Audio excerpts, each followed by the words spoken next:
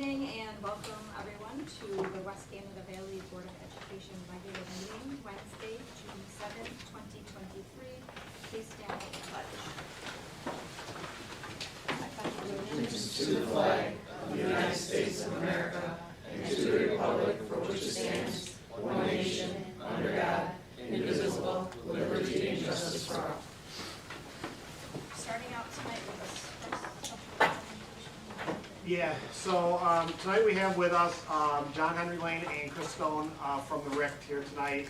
We've talked a lot about this over the years, the Smart Schools money that we have available to us. So we're at a point now where we are able to present a plan of the initial spending, not all of it, but some of it, and present that to you tonight as to where we're going, or where we think we might want to go with this, and the steps that will take place after tonight in order for us to access those funds. If you recall, Smart Schools money is money that's been there. It's 100% reimbursable. So everything we spend, we get every penny of that back and reimbursement. So with that, I'll turn it over to you guys, and you can go ahead. Hi everybody, I'm John Henry Lane, Managed IT Leader over at the Mohawk Regional Information Center. Chris Stone is West Canada's Educational Technology Leader. Together with our colleagues and field technicians at the RIC, we oversee the technology department here at West Canada, along with 12 other districts in the general region around this area.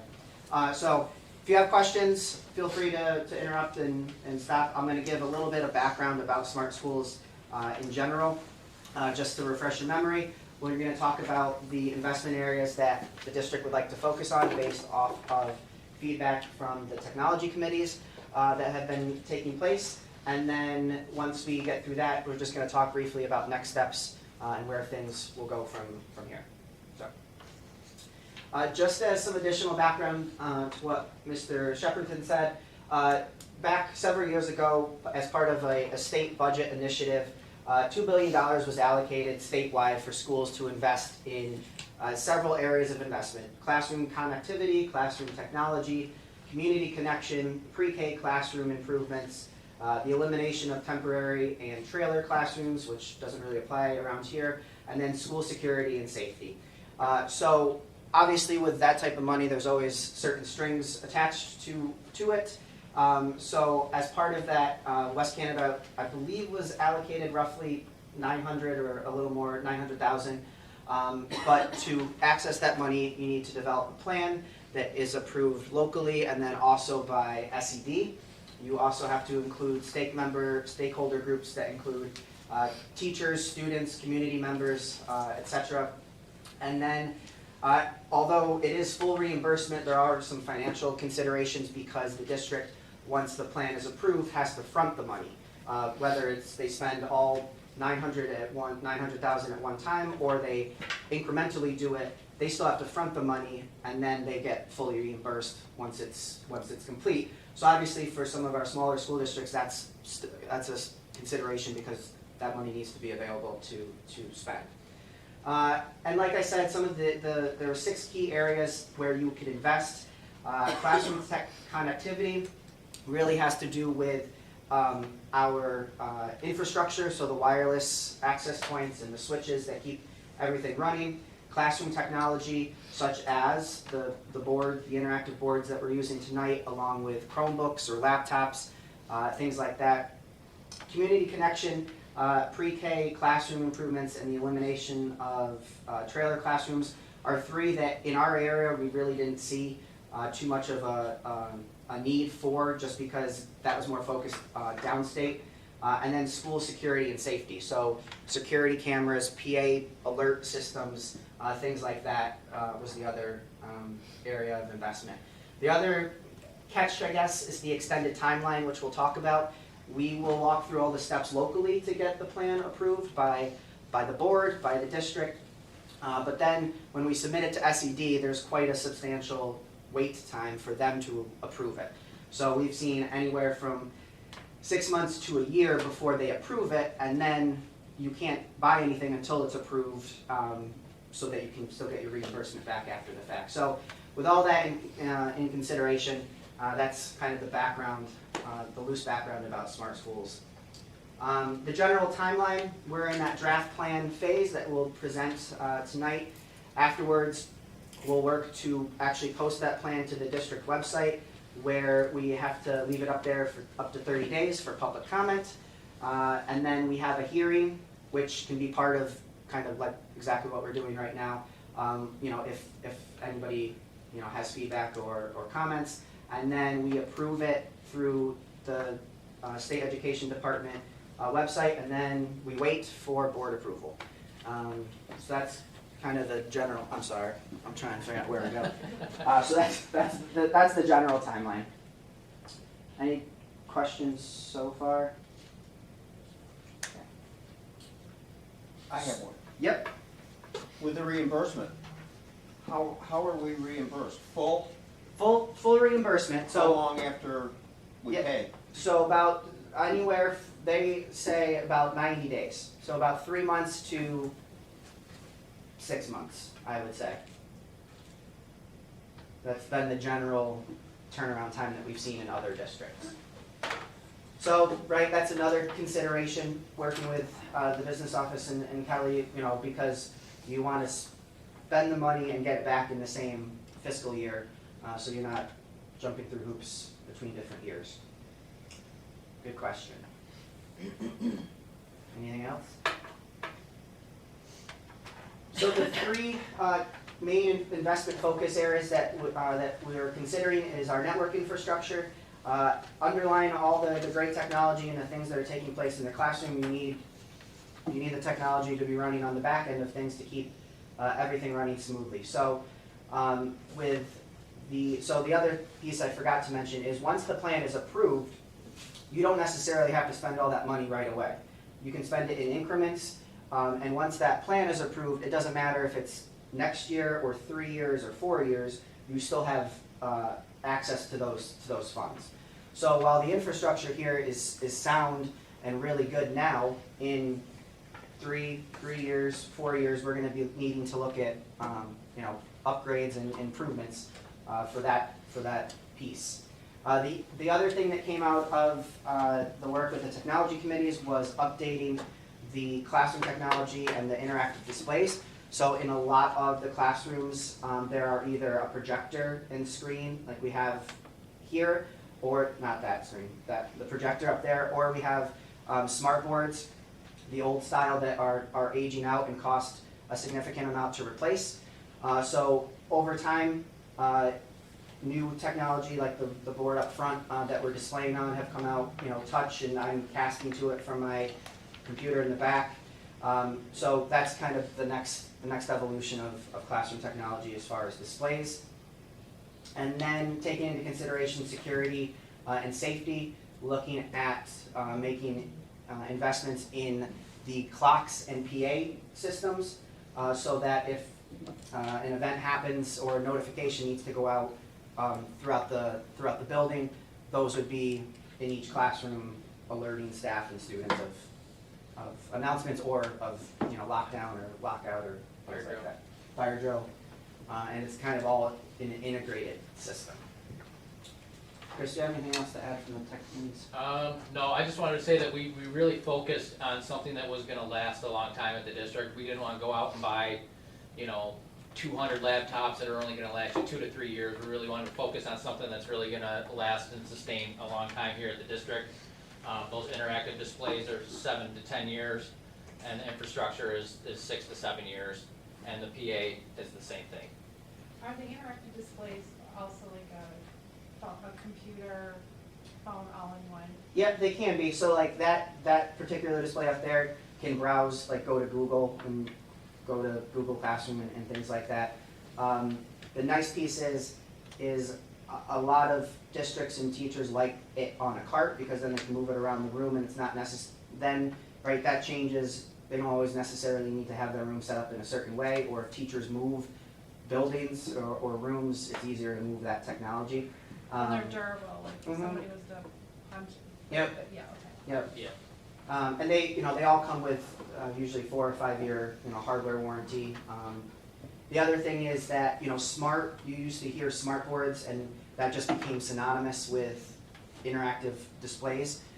So Smart, the brand, is a little more on the expensive side now, and other technology, other vendors have come out with basically the same thing, but for much lower cost. And teachers that had created smart notebooks or lessons can still use their smart notebook lessons on other interactive displays. And we've had 2 of these at district this year, and they've been floating around and getting signed out by middle school, high school, and elementary. And the teachers have had nothing but great things to say about these new view boards. We use similar where I am, but they're called one screens, which is probably comparable, so Yep. they're very good. Yeah. Once they got a hold of them, they didn't want to give them back. I have my own. Do you? Well, where I work, they have upgraded the reviews on it, and it's nice, kid friendly. Mm-hmm. Yep. And- Absolutely. As once the plan is approved, right, Chris would work with the district, because there are spaces like this that need a bigger, maybe a larger screen. There are other spaces where, science labs in particular, where just because of the setup of the room, it might be better if it's fixed to the wall. It doesn't, when we look at cost and what we're purchasing, obviously numbers, specific numbers and quantities can be adjusted when we get closer to purchase time.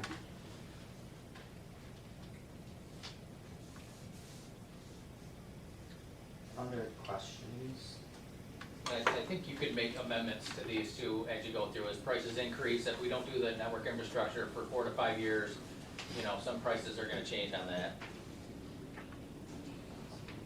So one of the documents that is with you is the actual cost breakdown and quantities. So that just gives you an idea roughly of the cost of the boards themselves, Thanks. the quantities, and then how much each kind of area would cost. And again, the idea because of the process takes so long at the state level, planning for a network upgrade 3-4 years down the road, if it's approved, we don't have to go through this process again to spend that money when the time comes. We wanted to put as much in here as we possibly could. Having gone through this in some other districts, there are districts that have done, I just want to do a plan for $400,000 for displays, and we'll worry about the infrastructure later. And then because of the long turnaround time, it just leads to more issues than not. Whereas if in 3 years the Meraki network, they go bankrupt, or there's another vendor that's cheaper, we can make an amendment and still spend that money more easily than if we had to submit a plan at that time. And there's a back to that Yeah. sheet that we handed out too.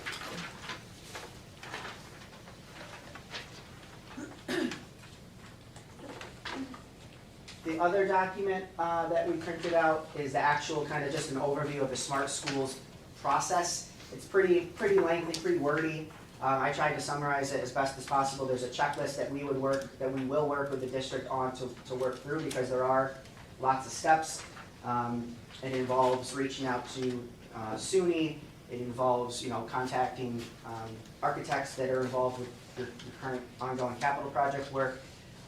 So that's just a nice overview of the actual process. Myself and one of my assistant directors, we've been helping districts through this for over the course of several years. So we can usually answer a lot of the nitty-gritty questions that come up, and if we can't answer them, we have contacts at SED. I did mention the lengthy turnaround time.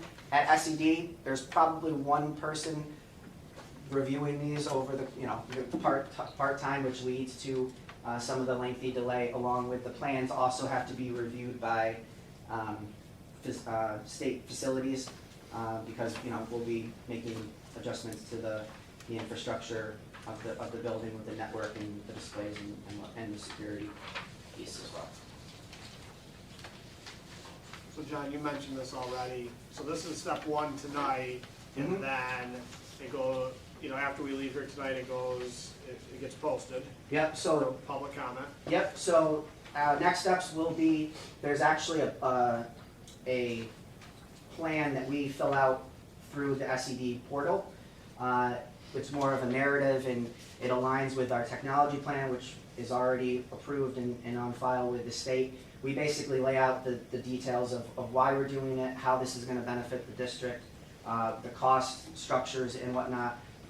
and then we post that plan on the website for 30 days.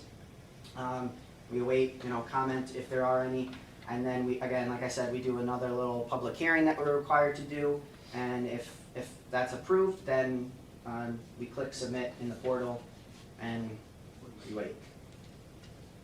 So how this will work is after tonight, we'll answer any questions that you have. They'll post it. It'll stay up for public comment till our next meeting the following month.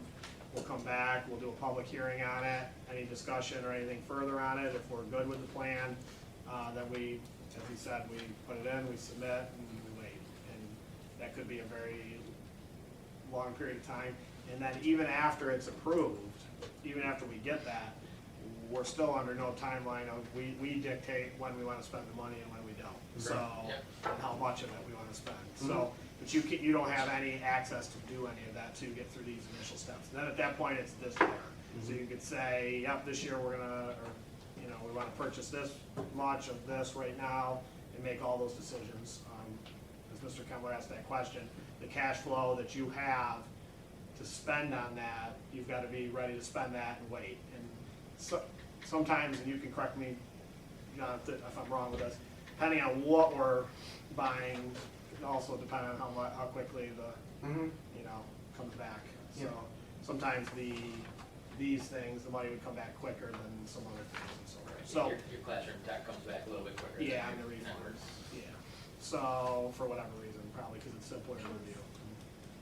So, yeah. Yep. If this is approved, how long will it take to put these in? Great question. That also aligns to some of the timing, right? It's easier if we can, if we could spend the money in January and get the boards in so that we can install them over the summer.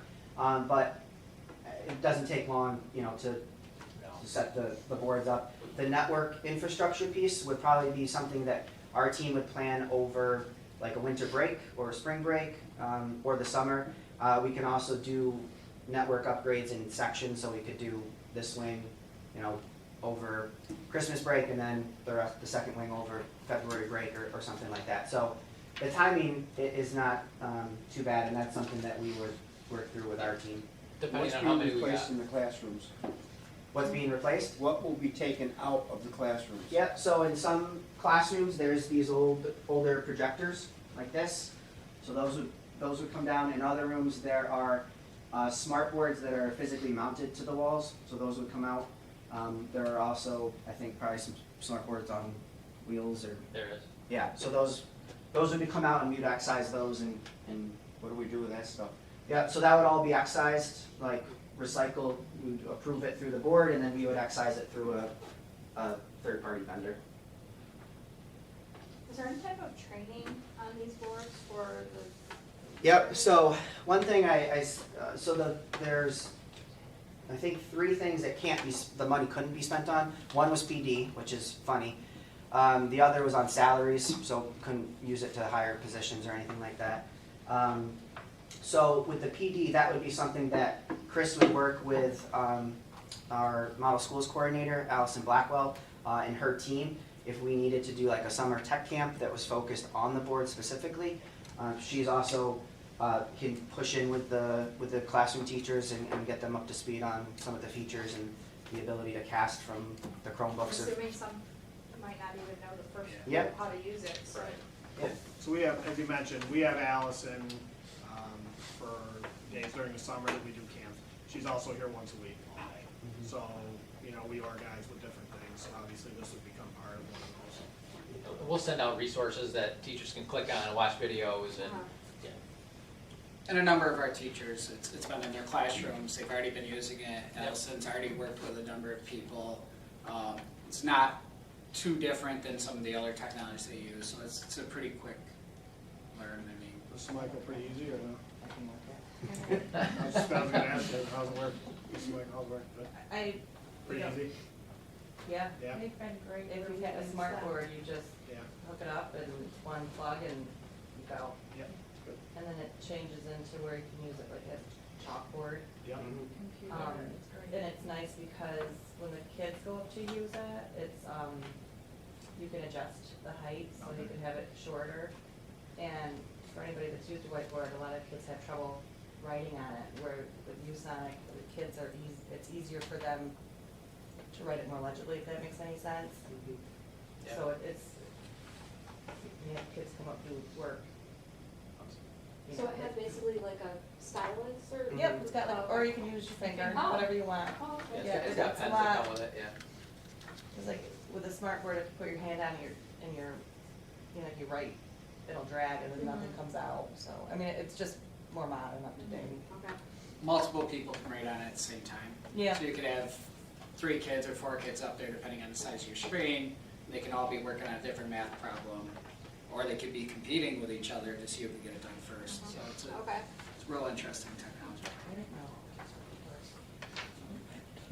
And the view boards are certainly something that we're gonna try and, you know, be one of the first things that we're gonna try and get with, you know, the funding.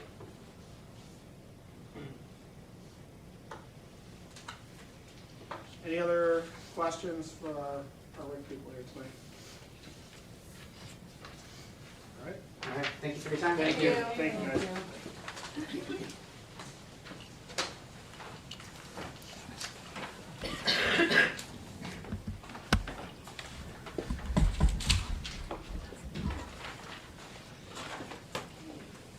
Mr. Doherty, you want to start out with our administrator's report? Sure.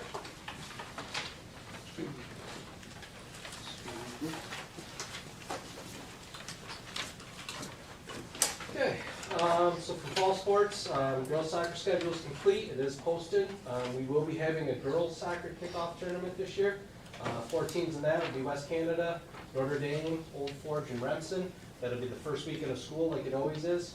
It's a Saturday, Sunday tournament, play 1 game Saturday, 1 game Sunday. The boys 8-man football schedule is complete, that's posted online. We have 5 home games this year, which is a big number, we only had 3 last year. This year we decided to play a game week 1, and the reason for that was because nobody would scrimmage us. So we were on our way out to Newfield, which was about 2.5 hours away to do a scrimmage, because that was the only team we could get to do it. And then Ticonderoga switched. They wanted to know if we wanted a game. I said, if you want to come here, absolutely. So they're actually coming down here, so we wound up with 5 home games for next year. Boys and girls cross-country schedules are all set. Those are all posted. The only thing that isn't up there yet are invitationals, because we don't get the letters for those until late summer or early in the fall. Girls swim schedule, that one has not been released yet. And as far as that goes, Jackie Santemeyer, girls coach from last year, she did a lot of work with HCCC, just in case that our pool is not ready for us in the fall. They are going to allow us to come down there and use their pool, at least for practices and possibly even for matches, for meets. I mean, in the past, schools that haven't had a pool operational that year, a lot of times what they do is just do all of their meets on the road. They just do away ones all the time. So that's another option too if we don't want to use HCCC for our meets. As for boys soccer, that's kind of what I wanted to talk to you guys about. Currently, where we sit right now, we have 10 signed up for varsity soccer and 11 signed up for modified soccer, which is much more than what we had the last time that I talked to you. So it's looking much better there. I have a meeting that I'm going to do with the players tomorrow. I told them they all need to be there after school. And I want to talk to them. I want to see who actually shows up for the meetings. It's easy to write your name down on the wall, but it's much harder to show up for the meeting. Where we stand, if we do have 10 older students and 11 younger students, what I would recommend to you for the next year is that we try to run a JV team for the upcoming fall as opposed to having a varsity schedule.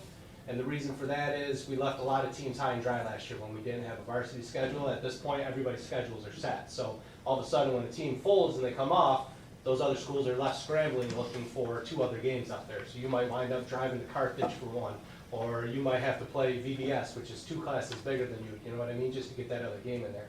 And a lot of that is the point. So you need to fill those schedules, you need to play those games to help you during sectional time.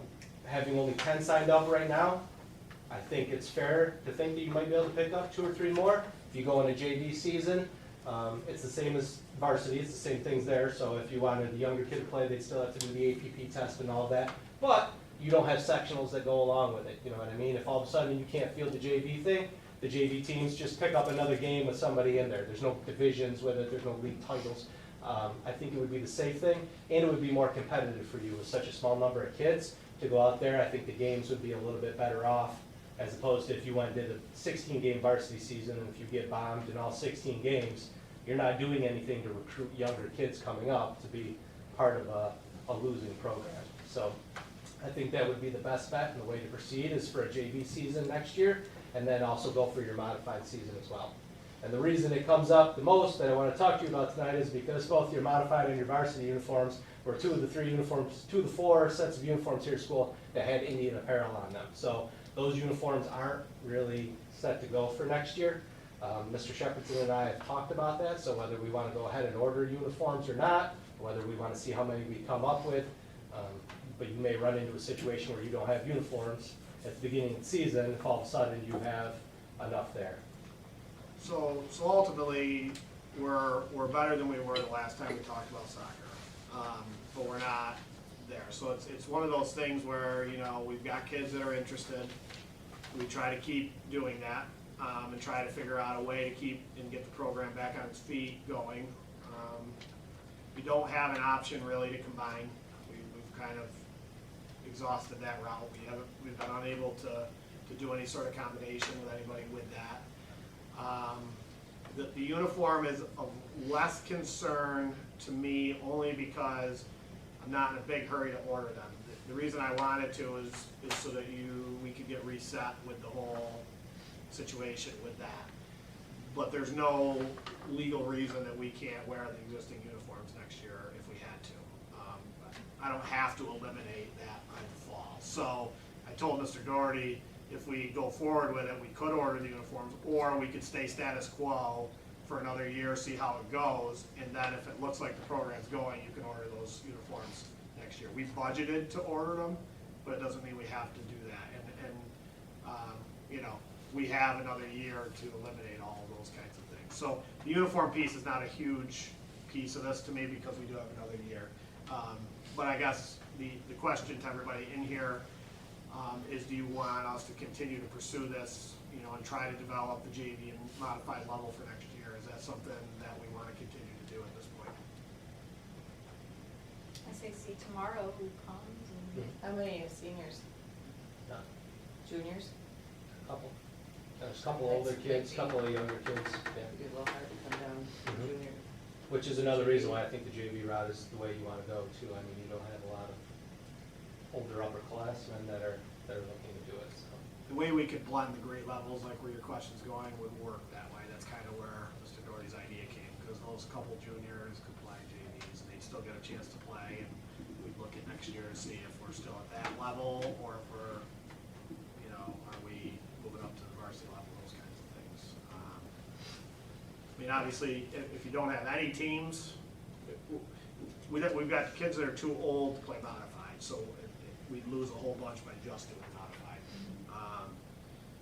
And that's probably not gonna get your program back to where it needs to be anyway. So, you know, this is just kind of a way to see if we can get this rolling a little bit, get them competitive games, try to build it back up a little bit and see if we can get some numbers for it, so. Who would they play at the JV level? I looked, there's like 7 schools, I didn't write them down tonight. Yeah. There's a couple our size, like Poland has one, Clinton has a team, Howell-Patton did, but they moved out of our division. But a lot of times what happens is when you have the JV team, it's to keep the numbers in your program. So kind of your accelerated athletes are all up on varsity, like Poland, for instance, has great varsity programs, but their JV team isn't always so hot because Yeah. those kids are up there, but this is the younger, more developing players, which is why I think we might actually be able to compete in a couple of these games. Whereas like our last year at soccer, I mean, we got bounced around pretty good, you know, so. Okay. So viable then? Is everyone good with that? Yes. All right. That's it for fall. As for winter sports, as I was talking about with Mr. Keller earlier, we are back in Class C for both girls and boys basketball next year. And what that means is the boys division for boys basketball, boys varsity and JV, will be West Canada Valley, Dolgeville, Oriskany, Westmoreland, Frankfurt, Old Forge, and Remsen. And the reason you have 2 Class D schools in there is it basically swapped from this year. Instead of having only a few B schools, now we only have 4 D schools left. So the only way to make that fair for all the schools, because you play for points when it comes to sectionals, is they took the 4 D teams, they put 2 in one division and 2 in another. So we got those 2 that are in ours because we're kind of more of a northern when you look at it geographically. As for the girls division, that's West Canada Valley, Dolgeville, Frankfurt, Oriskany, Westmoreland. Poland is the one Class D school, the only Class D girls team left in the Center State Conference, and Utica Academy of Science will be in our division as well. Non-league opponents are all secured, so none of the dates are out for any of this yet. Once our league schedules are released, then we can go and schedule in these non-leaguers. But the non-league opponents for our schedule this year, for the boys, we have a home and away with Tully. We're at Unity Eagle for one. They came to us last year, so we go to them this year. We're home versus Beaver River, because we went up to Beaver River last year, so they're coming to us for that. And then we have a home and away matchup with Hamilton. And then obviously our 2 games that are in the holiday tournament. And the teams for the tournament this year are CVA, Sequoia, and Mount Markham. Mount Markham and CVA have been in it the last couple of years. Sequoia used to be in it, but they're coming back to us now. As for the girls, they're non-leaguers. You have a home and away with Cooperstown, a home and away with Herkimer, a home and away with Waterville, and then 2 games in our annual tip-off tournament, which this year will be Herkimer, Richfield, and OESJ will be the other teams for the girls' tournament. As soon as I get those league schedules, I will schedule the non-league games, and then those will be up on Schedule Galaxy, and you'll be able to make your plans for that. Who was the first home and away at For the girls or the boys? boys? Tully. Any other questions on winter sports? Okay. Spring sports. Spring sports ended, well, when I typed this up, they were ending today, but they ended much earlier today because of the smoke outside. So the modified season ended without their final game. We were league champs this spring for girls softball and girls track and field, and our girls track and field team also won sectionals. Our girls softball fell in the sectional finals, and our boys baseball team were sectional semifinals. They lost there. So it was a pretty good spring overall for us. And then miscellaneous info, fitness center, we're down to just 2 nights a week because our numbers are dwindling as it's getting warmer out there. Mondays and Wednesdays from 5:30 to 8, we're doing that right up until the end of school. So the last day for that will be June 24th, and there'll be no more fitness center until it starts to get cold again in the winter. Is the walking still going on? The walking, we do allow them to come in. I haven't been here at night to see anybody coming in. I can check the binder for you, but we haven't been turning anybody away that I wanted just to wondered come if in. that was willing also. Mrs. Edick would like to walk. Yeah. She's more comfortable walking Yep, inside. that's absolutely fine. Nobody's gonna turn her away, so. Thank you.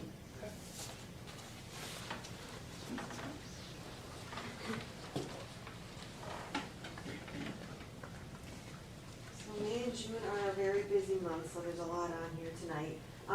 Field trips, we've got a lot of those going on. On May 12th, 5th graders went to the Baseball Hall of Fame. On the 16th, we had 5th graders join the honors program. That was a robotics program that they held at BOCES, which was at Herkimer Elementary School. We had 7 students that were allowed to go to that this time. They had some extra slots available. They got in touch with me and we were able to send some extra students on that. On May 19th, we had our school-wide Science Olympiad Day. That's become a big thing. The kids absolutely love that. The teachers work hard. They come up with a variety of challenging activities. I walked around and watched all the kids. They had a blast with that. And then they have a bunch of specialists that go around and they check in on all the classes, they judge them, and then they come up with finalists. They have an award ceremony after. They give out little awards that they make. It's really cute. They really enjoy that. On May 23rd was our elementary spring concert, grades 1 and 3, and then the 5 and 6 band and chorus. The 24th, we had a 6th grade field trip to the KOA Conservation Day. And then on the 24th, we also had 5th grade go to Potato Hill. And the 25th, the 4th grade went to Herkimer Home. The 30th, we had 3rd grade go to Howe Caverns. And then starting in June, on the 1st, we had 5th grade go to the Most in Syracuse. On June 6th, I got an email. We had the 5 teachers that were doing the Orton Gillingham training complete all of their requirements. So you now have 5 extra certified Orton Gillingham teachers in addition to Miss Bray and Mrs. Countryman, and those are Mrs. Cristiano, Mrs. Lawton, Miss Wezaleski, Mrs. Parent, and Mrs. Murphy. So that was very exciting for them. We also had 2nd grade go to the Wild Animal Park, and 1st grade is going to Fort Rickey Zoo on the 9th. On June 12th, 6th grade's going to the Wild Animal Park. The 13th, we're doing the 3 through 6 field days. On June 14th, grade 5 is going to the USS Slater and State Capitol. June 14th, also the Sisters field trip to the Water Safari. On the 15th, 6th grade's going to the Clark Gym. And on the 16th, we're having our K2 Fun Fest at the school. And on June 20th, we're having our Unity Challenge. In addition to all that, June 2nd through 16th, we've got the grade level set up for the teachers to do their grade level meetings and get the end of the year class list and everything done. I intend to have those done and have all of the parents notified of who next year's teachers will be at the end of the year. Our summer program, we currently have 45 students enrolled in our pre-first through pre-fourth. That's a really good number. It's actually more than we had last year. Mrs. Countryman is going to continue doing some small group OG tutoring. She'll be doing that with the pre-fifth graders because we didn't have a program for some of them. There are 4 students that she'll be working with this summer with that. And then Mrs. Main and Mrs. Ludwig are going to continue with their STEM camps that they started last year. We're going to have the first couple of weeks focused on the pre-fourth and pre-fifth advanced students. And then from there, the second 2 weeks will be, of the summer program, will be pre-sixth through pre-seventh. And we chose the same dates in case they want to offer the transportation to those students. It makes it easier for the parents. And then new this summer, we're going to be adding a social emotional learning program. We've been getting a lot of memos from the state suggesting that we start putting something in place if we don't already have something in place for this. There's standards that are coming out that all the districts are going to have to start next year. So this is a program that Mrs. West and Mrs. Cristiano, along with Mrs. Farber and Mrs. Karam, have offered to do. They are just going to stay and make it an extension of the summer program, which again will make it convenient for parents. So it's going to be all fun activities that the students will do in small groups together, and it'll build their social and emotional skills, but it's a lot of outdoor and indoor. It's not academic in nature. It's more of getting to help the students develop those skills. And that will actually be going every day that we have the summer program, and they're willing to stay until 5 o'clock to make it convenient for the parents to pick them up. We won't be providing transportation, but that's late enough where they should be able to pick them up. And then pre-K update for you. I've been working hard with Tanya Schnabel. We've put together several purposeful play centers for the classrooms. We've got all the requisitions completed and ready to go. We purchased the books for the purposeful play, and we have set up dates for both the teachers and the TAs to do a book study for purposeful play, so they will have that all set up. We ordered the curriculum materials. We set up dates on June 26th and 27th, and the teachers will be doing some training with Tanya and I those dates, and then Tanya will do a follow-up with them on August 22nd. Your pre-K is in really, really good shape to start off the year next year. I think they're really gonna love this new pre-K program. And right now, the pre-K enrollment is at 45, which again is a great number, and kindergarten enrollment is at 37. Actually, I'm sorry, pre-K was at 41 and kindergarten was at 37. I thought it was 41, I didn't know 45. 41, What's sorry. happening today? 45 was the summer program, 41 is the pre-K for next year. And what was K again? 37. kindergarten. And we were at 37 last year, and then we had a bunch that came over the summer for kindergarten, so I think that'll go up a little bit higher. What your pre-K will do for you, I think Mrs. Holmes would agree, is you're gonna get a little bit better, accurate number now. Obviously, this is our number, where I don't think we were getting, and then generally, people aren't in too big a hurry to get their children registered for kindergarten, so we get to 37, and then like Mrs. Holmes said, we get our next few, it gets us to 42 or 43 or 47. Well, and I think parents knew that there's a max out for the pre-K, so they really wanted to get in here and make sure that their child was enrolled. Whereas kindergarten, they know we're going to enroll them no matter what, so they've got a little bit more time on their hands, so I think that's why you saw that happen. And then the last thing is just a bunch of professional development that we have set up for the summer. Allison Blackwell is coming in on July 24th and August 14th, and she will be focusing a little bit on those ViewSonic boards along with some other technology work. And then we have Tanya continuing her work for ELA, and then Corey is going to continue his work with math. We've got pre-K, June 26th, 27th, August 22nd, kindergarten, July 14th, first grade, August 4th and July 25th, second grade, August 1st and 2nd, third, June 28th, June 26th and 29th, fourth grade, June 29th and 30th, fifth grade, we've got Mrs. Valasek focusing on ELA on July 11th, and then Mrs. Allen on August 15th for science, and sixth grade, Ms. Wazaleski, ELA, July 17th. So I think that is the end of my report for tonight, unless you have any questions about any of that. Sorry it was so long. A lot going on there. Good to hear. Questions?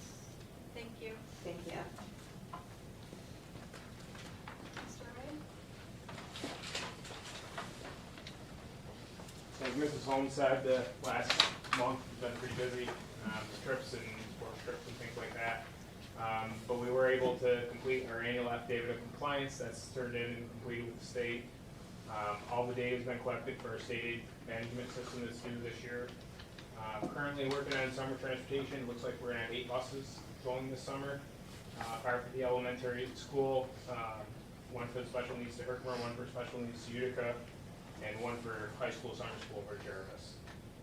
DOT will be here inspecting June 14th next week. CPR AED training is scheduled for June 20th, and our DOT physicals, they're gonna come here and perform them here on June 21st. The small bus that we've been waiting on has finally been delivered, came in Monday, so hopefully we'll have that on the road this week. That's pretty much it. Any questions?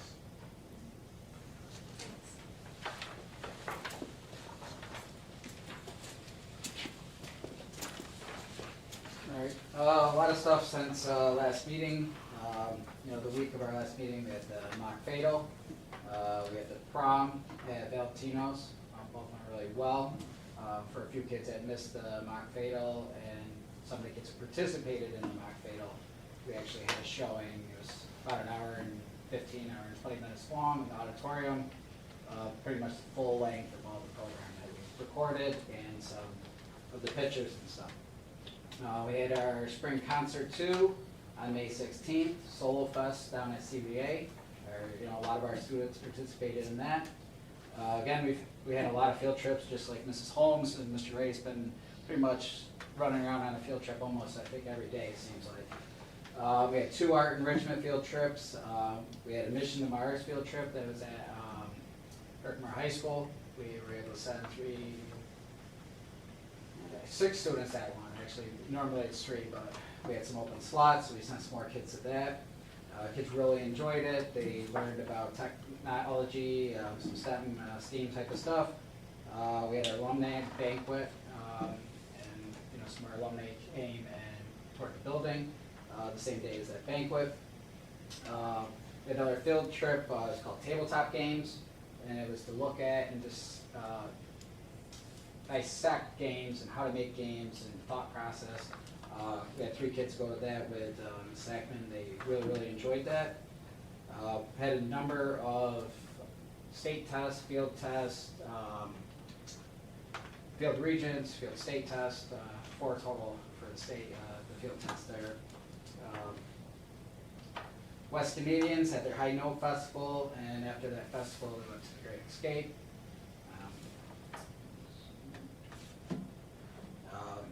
We just finished up our science state test for the 8th graders. Last student took the test today.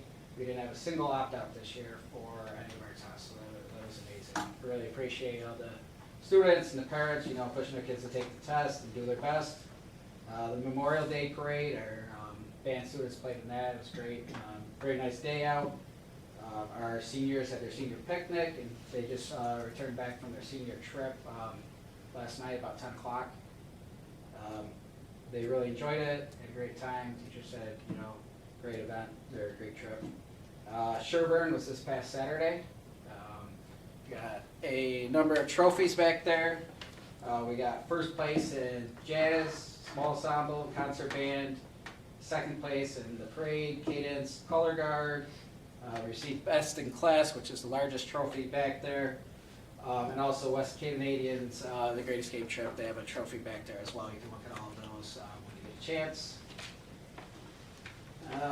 This Friday, we have our 8th grade trip to Great Escape. We have about, I believe, 39 students going on that trip.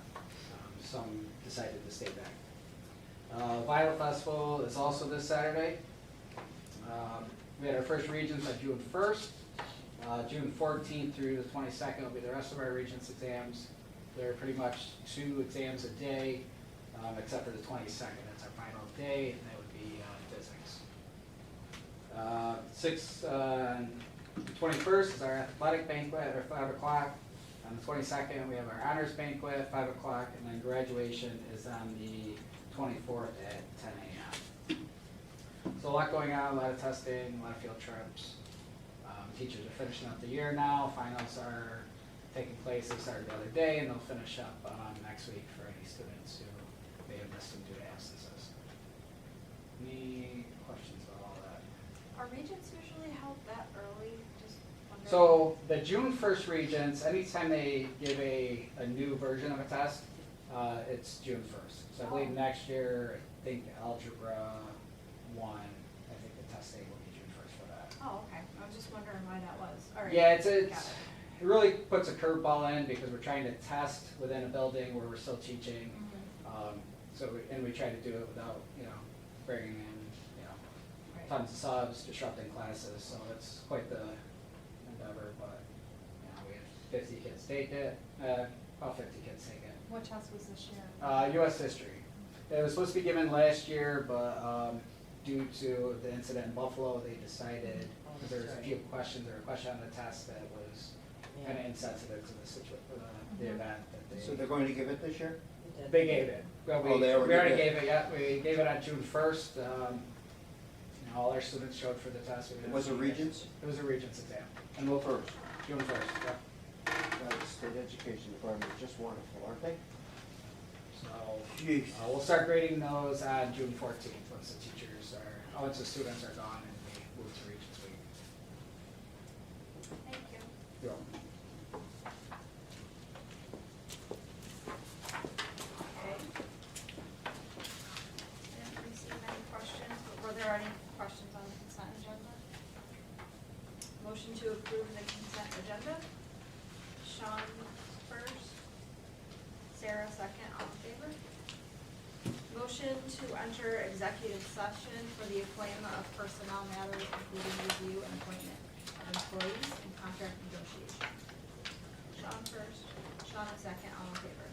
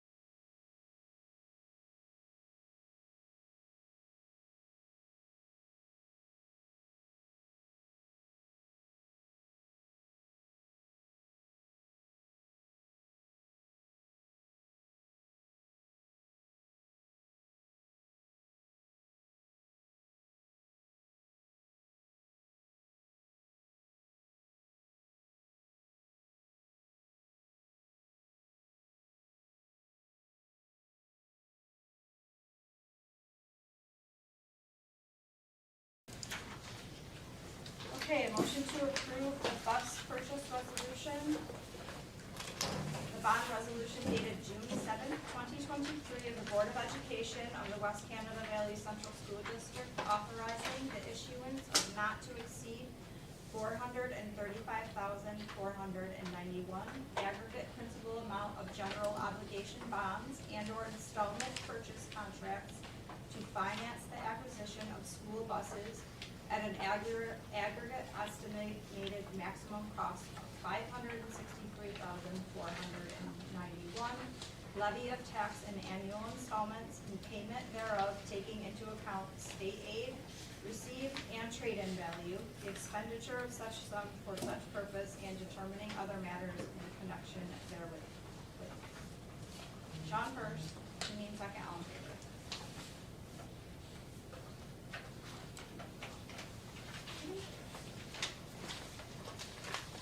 A motion to approve the mascot resolution as presented.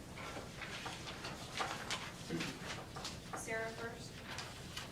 Janine second, all in favor? Opposed?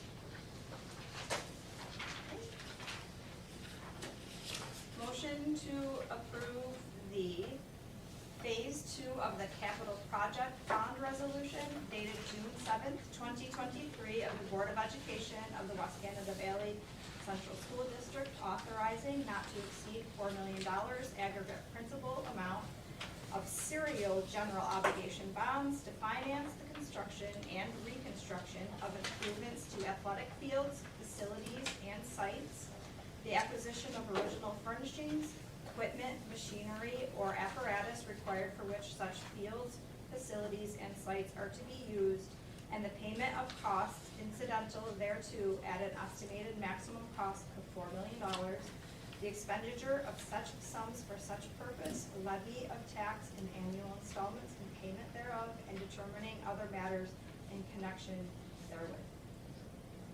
Janine first, Sarah second, all in favor?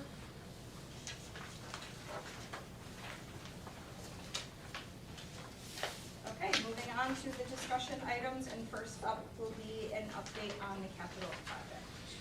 Okay, so capital projects moving along. Obviously, we're into construction phase of this. We've had some construction meetings, we've had some subcontractor meetings.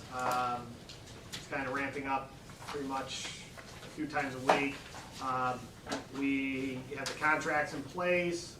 We are quickly approaching the first workers to be on campus, probably in the next few weeks here. The pool is ready for them to get rolling with that, so they're going to be in there right away. Probably be the first thing that they get into with the project.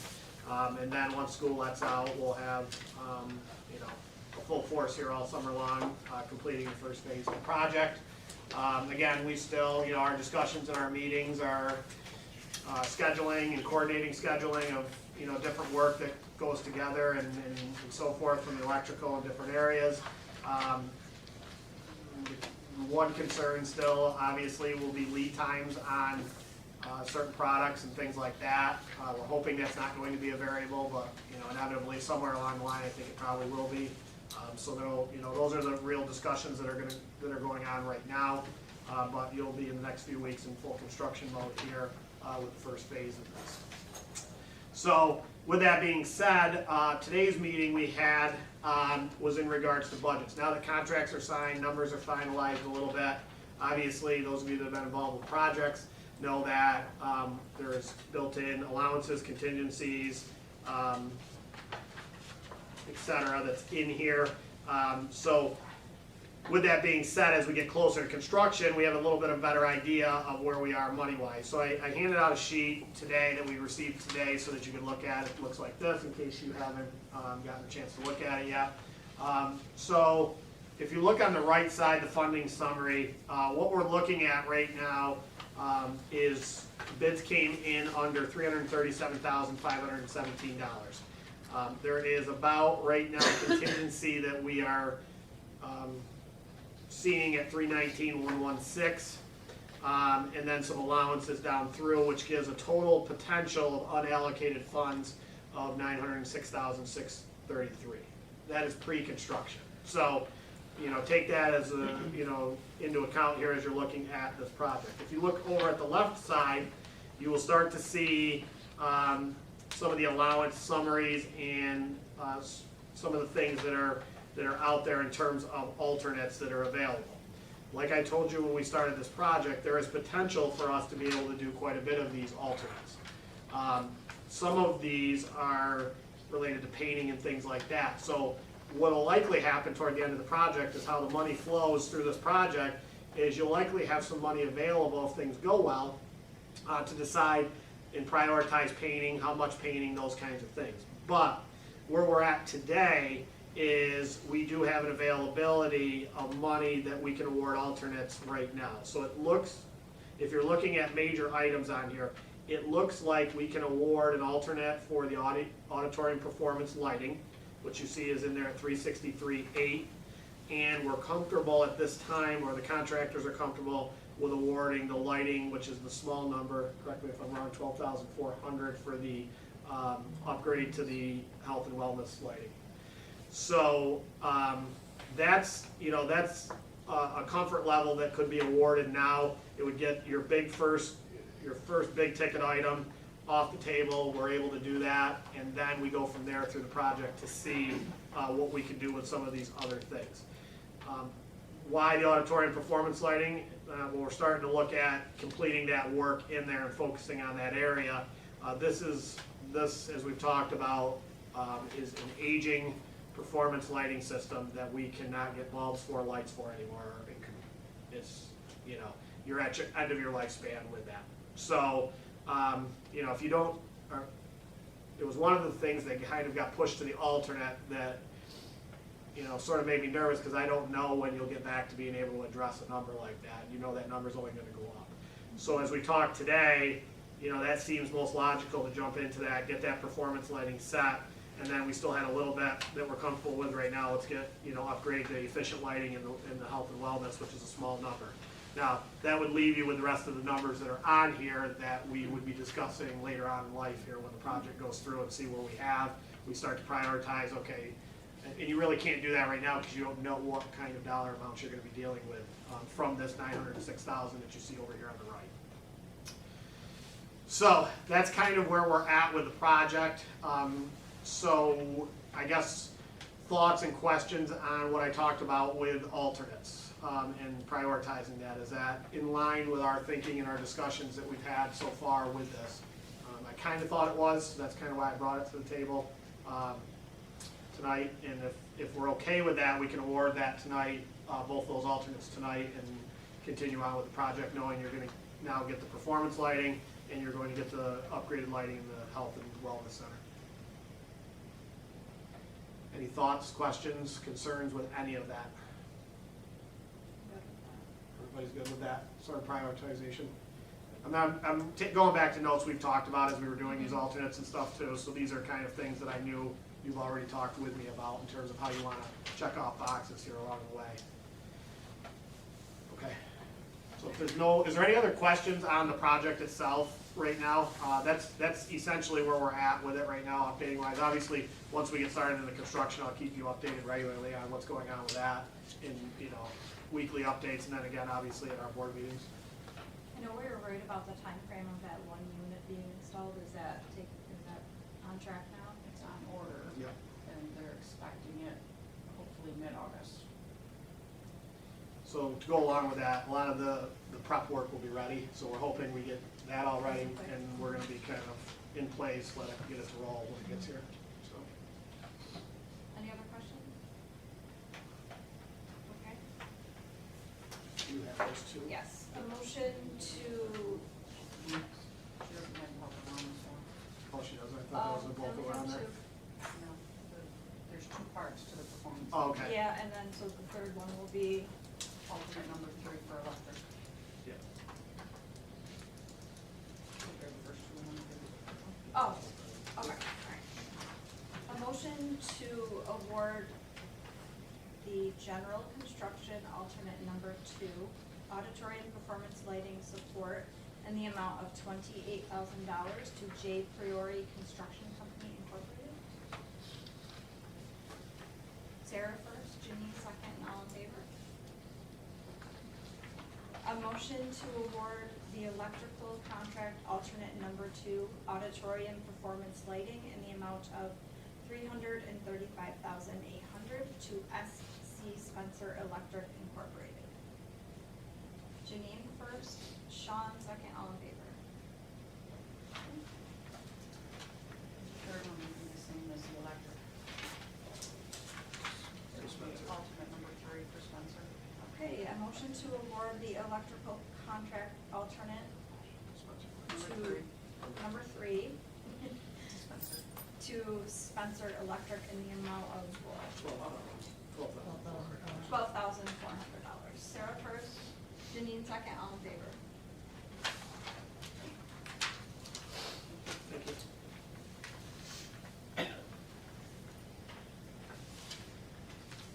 We have the following announcements. June 21st is the 6th grade moving up ceremony at 9:30 a.m. and that will be in the auditorium. All the following events will be outside in the tent on the football field. When does that time arrive? June 21st is pre-K graduation at noon and 2 p.m. The athletic ceremony is at 5 p.m., same day.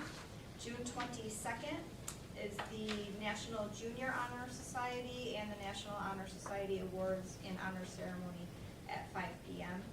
And June 24th is graduation commencement at 10 a.m. Public comments. We have no comments. Okay, a motion to enter executive session to discuss personnel matters and contract review.